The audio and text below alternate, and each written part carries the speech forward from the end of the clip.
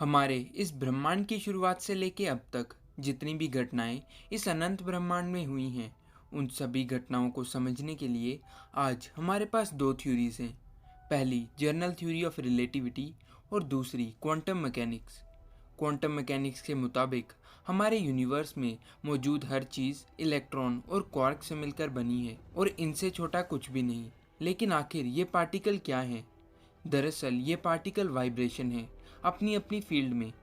जैसा कि हमने अपनी पिछली वीडियो में जाना था कि क्वांटम फील्ड थ्योरी के मुताबिक हमारे यूनिवर्स में कुल 16 तरह की फील्ड हैं, 12 मैटर की और 4 फोर्सेस की। इन फील्ड में वाइब्रेशन की वजह से पार्टिकल बनते हैं, जैसे कि इलेक्ट्रॉन फील्ड में वाइब्रेशन की वजह से इलेक्ट्रॉन बनेंगे, जबकि क्वार्क फील्ड में वाइब्रेशन की वजह से क्वार्क बनेंगे। लेकिन क्या सच में हमारे यूनिवर्स में 16 तरह की अलग फील्ड हैं?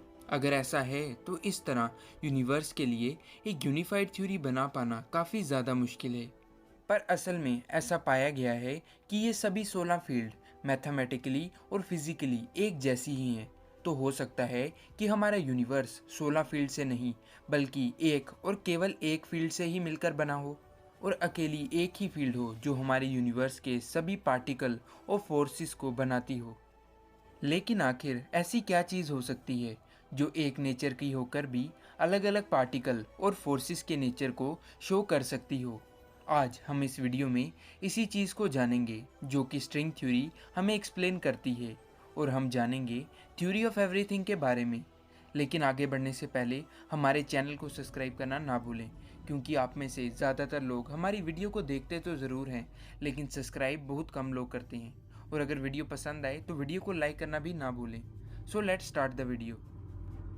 जनरल थ्योरी ऑफ रिलेटिविटी और क्वांटम मैकेनिक्स, ये दो थ्योरीज हैं जिन्हें इस ब्रह्मांड को समझने के लिए बनाया गया है। ये दोनों ही थ्योरीज अपनी अपनी जगह तो सही हैं, लेकिन जब भी कभी इन दोनों थ्योरीज का इस्तेमाल एक साथ किया जाता है तो हमें तबाही देखने को मिलती है।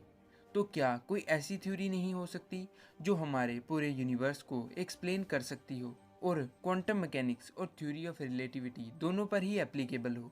तो जवाब है हाँ, हो सकती है। स्ट्रिंग थ्योरी एक ऐसी थ्योरी है जो यूनिवर्स के माइक्रो और मैक्रो दोनों ही लेवल को एक्सप्लेन कर सकती है। हमारे नेचर में कुल 4 फंडामेंटल फोर्सेस हैं।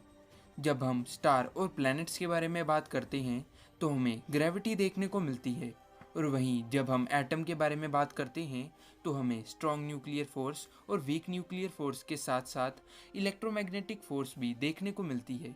यानी कि ग्रेविटी केवल एक ऐसी फोर्स है जो क्वांटम मैकेनिक्स के मुताबिक क्वांटम लेवल पर एग्जिस्ट ही नहीं करती है।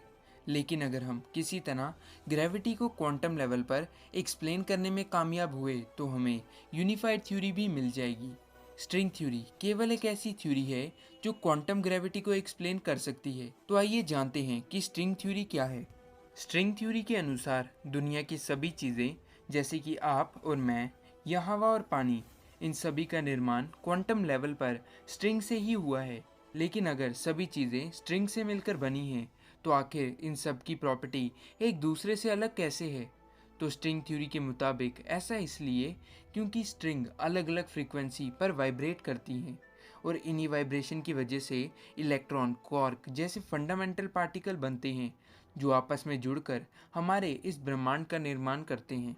ये ठीक वैसा ही है जिस तरह एक वायलिन की स्ट्रिंग को अलग अलग पैटर्न पर वाइब्रेट करने पर अलग अलग आवाज़ आती है, उसी तरह एक स्ट्रिंग को अलग अलग पैटर्न पर वाइब्रेट करने पर या फिर अलग अलग फ्रीक्वेंसी पर वाइब्रेट करने पर अलग अलग पार्टिकल का निर्माण होता है। ये स्ट्रिंग एक वन डायमेंशनल ऑब्जेक्ट है जो हमारे यूनिवर्स की सबसे छोटी चीज़ है। इसका साइज़ लगभग प्लैंक लेंथ के बराबर है। यही वजह है कि इसे देख पाना नामुमकिन है, क्योंकि इसका साइज़ लाइट की वेवलेंथ से भी कम है। हम अपने चारों ओर जो कुछ भी देखते हैं वह सब इसी स्ट्रिंग से मिलकर बना है, यहाँ तक कि डार्क मैटर और 4 फंडामेंटल फोर्सेस भी।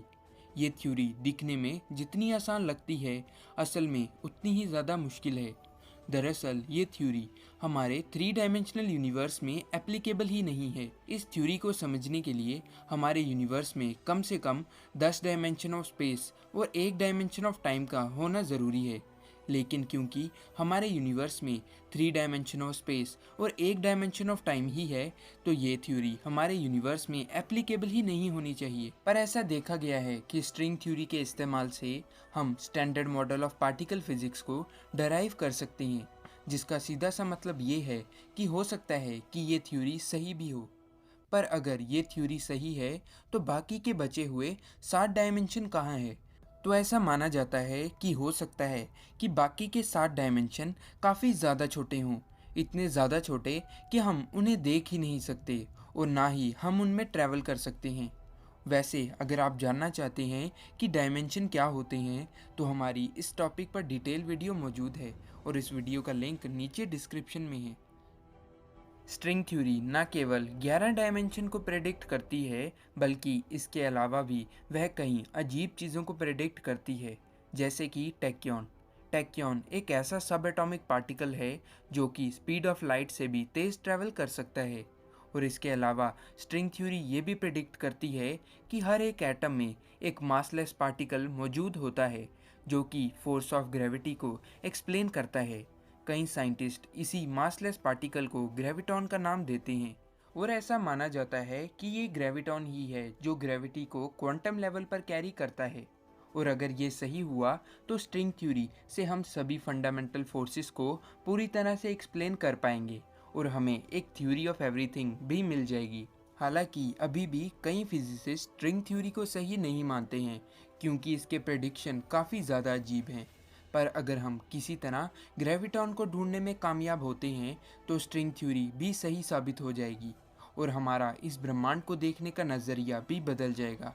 वैसे दोस्तों, आपका क्या कहना है इस थ्योरी के बारे में, हमें नीचे कमेंट करके ज़रूर बताएं।